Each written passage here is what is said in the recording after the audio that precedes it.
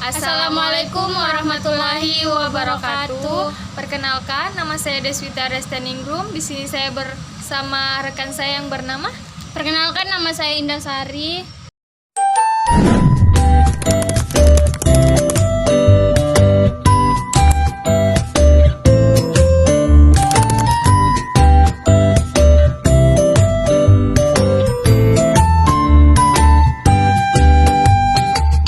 Hai sahabat muslim dan muslimah.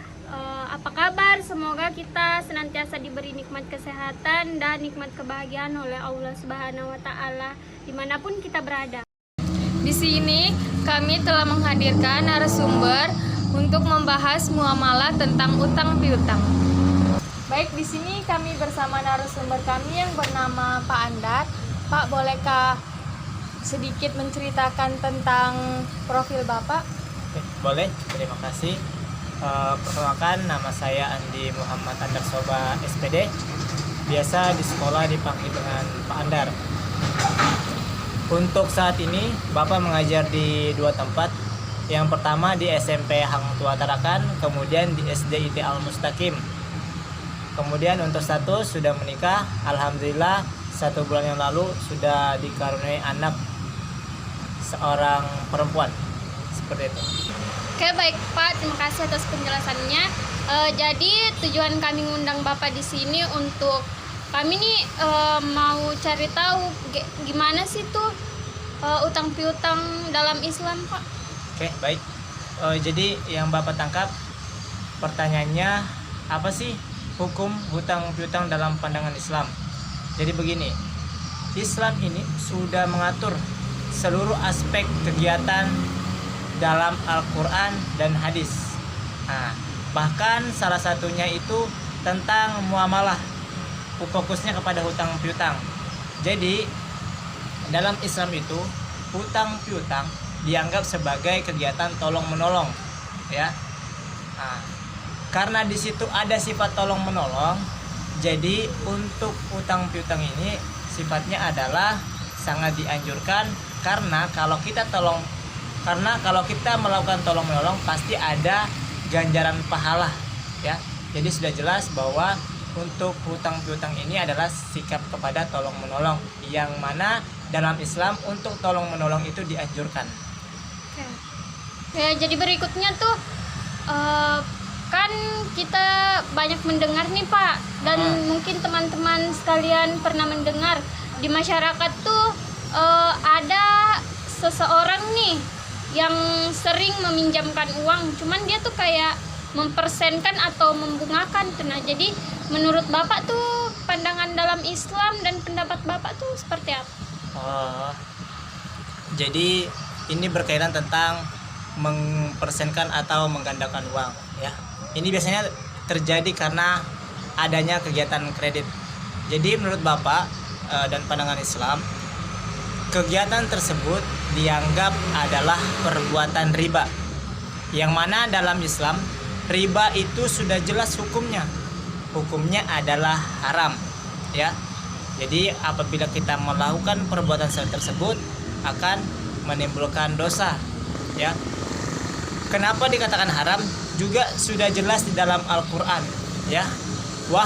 Di dalam Al-Quran surah Ali Imran ayat 130 yang artinya, wahai orang-orang beriman, janganlah kamu memakan riba atau melipat gandakan, dan bertakwalah kepada Allah agar kamu beruntung. Jadi dalam ayat tersebut sudah jelas bahwa riba itu hukumnya haram. Jadi jangan sekali-sekali kita untuk mendekati riba, karena riba yang meminjam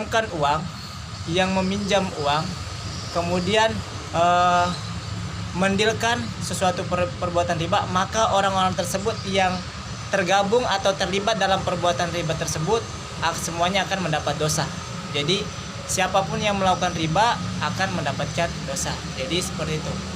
Jadi tidak diperbolehkan ya Pak? Ya, sangat diharamkan, ya, karena sudah jelas dalam Al-Quran ini adalah perbuatan haram. Jadi yang kami tangkap, untuk kegiatan utang piutang itu dianjurkan kah Pak? Iya, benar. Karena dalam Islam itu utang piutang termasuk dalam kegiatan tolong menolong. Baik Pak, apakah utang piutang bisa menghapus amal ibadah kita? Oh, kalau dalam Islam kegiatan atau perbuatan yang dapat menghapus amal ibadah kita itu salah satunya adalah perbuatan dengki, kemudian ghibah, kemudian dia suka marah-marah, dan yang keempat itu dia memiliki sifat sombong. Jadi empat perbuatan itu yang setahu Bapak bisa menghapus amal ibadah kita. Tetapi kalau untuk hutang piutang Bapak belum ada pernah mendengar atau ilmunya belum Bapak dapat. Setahu Bapak, untuk orang yang memiliki hutang tetapi tidak dibayar, itu nanti di akhirat akan tergantung, ya, entah dia tergantung masuk neraka atau masuk surga. Jadi hutang piutang ini harus segera diselesaikan supaya nanti kita setelah meninggal dunia, hidup kita tidak tergantung di akhirat.